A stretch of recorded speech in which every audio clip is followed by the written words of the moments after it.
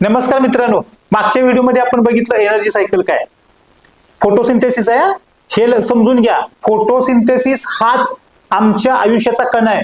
जर फोटोसिंथेसिस उपलब्ध नसेल आम्हाला अन्न मिळणार नाही, आमचं जीवन व्यर्थ आहे। आपण जीवन जगण्यासाठी फोटोसिंथेसिसच्या माध्यमातूनच बनवलेलं अन्न खातोय।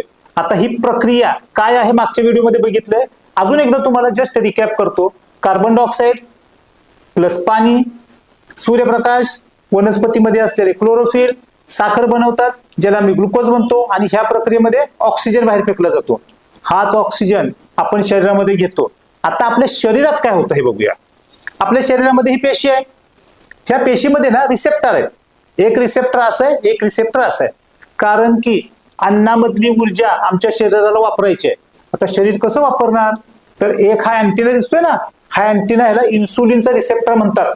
इन्सुलिन काय करतं, आपण खाल्लेल्या अन्नाचं साखरेमध्ये रूपांतर करून ह्या साखरेला ह्या पेशीमध्ये आत ढकलतं। हे झालं इन्सुलिनचं कार्य। आता दुसरा एक रिसेप्टर आहे, त्याच्यामध्ये काय होतं, साखर जाळायचे म्हणजे कुठलीही वस्तू जाळण्यासाठी आम्हाला ऑक्सिजन लागतो।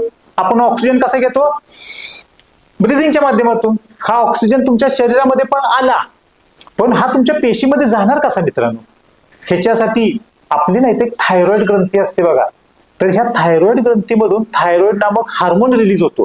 तर हा हार्मोन काय करतो, ह्या दुसऱ्या रिसेप्टर मधून ऑक्सिजनला शरीराच्या आत पाठवतो आणि ह्या साखरेचं ज्वलन होतो।